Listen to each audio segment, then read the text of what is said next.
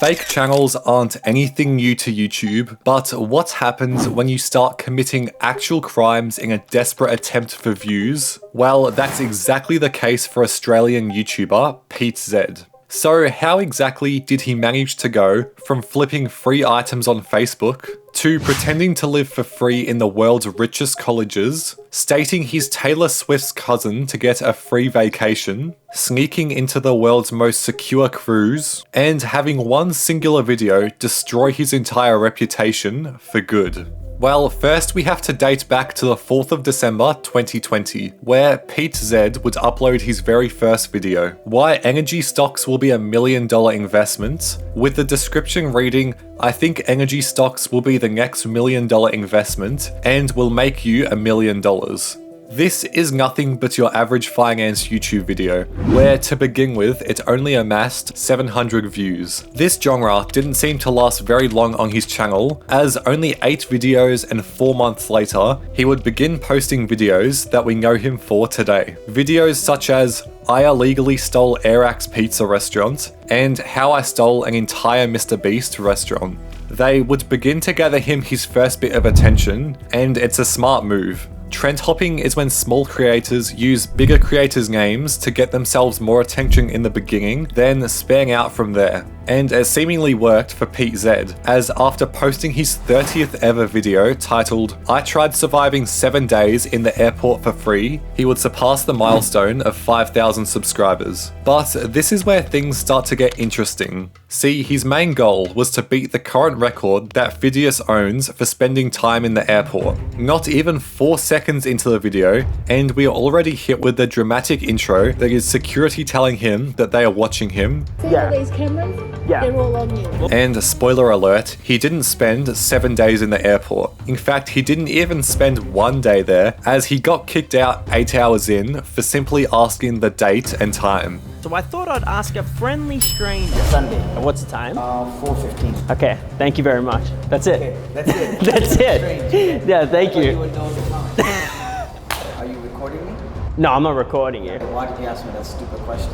No, because I'm actually trying to live in the airport for 8 days. Can't film me. You can't touch the camera. Why was it pointing towards? Other challenge videos he would go on to attempt, such as sneaking into the world's most secure cruise, actually worked, as he did manage to get on the cruise and travel across the ocean. Now, as illegal as this actually is, Pete would go on to upload this for 2.4 million people to see, being his most viewed video to this date. But when you think about it, is having a video of you straight up breaking the law really the first impression that you want to give off? If that's not bad enough, how about the first 11 videos all being you just causing trouble in public, with 4 of the thumbnails literally being remakes of the same thing, Pete pretending to be hidden inside either a suitcase or a bag, whilst someone who we can't see is seemingly carrying them onto the place he's sneaking onto. This would go on for a full year, and it wasn't until 3 weeks ago on the 2nd of February 2024 where everything went absolutely wrong.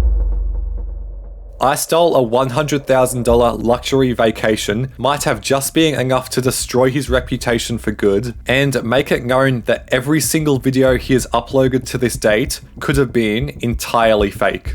Pete begins the video informing us that he is in a hotel in Singapore, where only the rich of the rich are able to afford, and then proceeds to tell us that Singapore is one of the strictest countries in the world, so getting caught sneaking in would almost guarantee him getting sent to prison. However, after successfully getting into the pool at the very top of the building, he is then on a search to find a room to spend the night in, only he is trying to get a room for completely free. Keep in mind the prices Pete talks about in this clip, as we'll come back to that later on.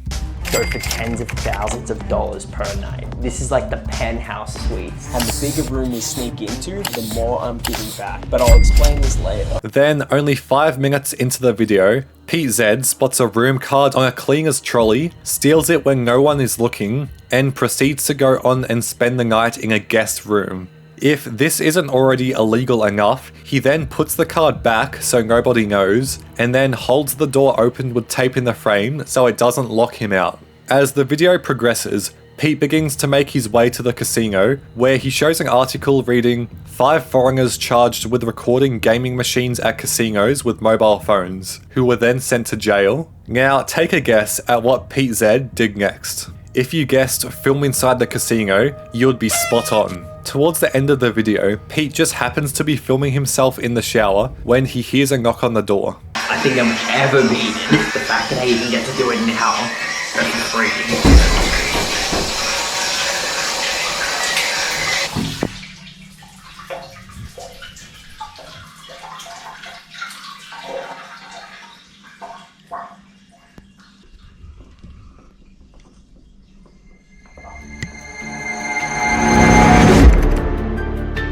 Then he leaves us on a cliffhanger for 2 entire days. But between this video and the next one releasing, an article by the hotel themselves released the following.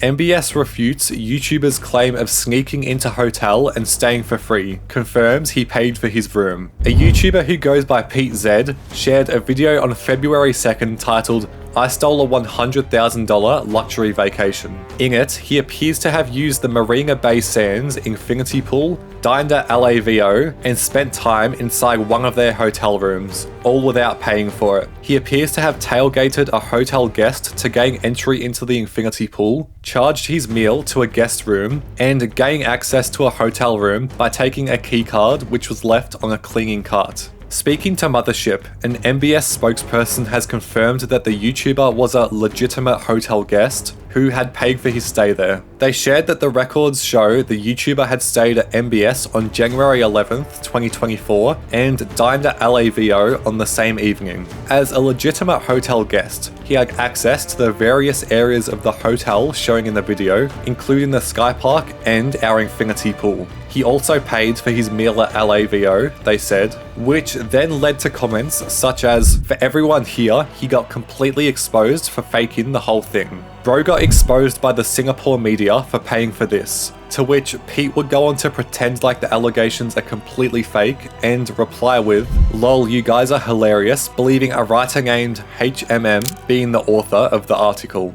Pete Z would then get ratioed in the replies with, getting a little defensive, aren't you now? I just hope the previous videos were legit now, which is a good point they have, because once a creator gets exposed for one simple wrongdoing, everyone naturally goes on to assume that every other video has been fake in the same way too, which makes you lose the trust of your original audience, and with the type of videos that Pete Z makes, it's a high possibility that he pays for all of these vacations too, and simply just tried to cover it up.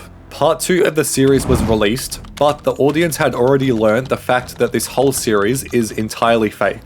The hotel confirmed you paid for the hotel. I'm devastated you're lying. You do realize this is a lie, a complete setup to make me look bad because I actually did it, and they don't want people knowing I got away with it. Which is potentially the dumbest response he's made, as why would an entire hotel make up a single lie just to defend themselves from a YouTube video with 150,000 views, when they could just simply call the police and solve this problem in a heartbeat. But for now, Pete remains to post consistently, with the most recent upload being 7 days alone in Indonesia with $0, continuing to go back to his regular uploads.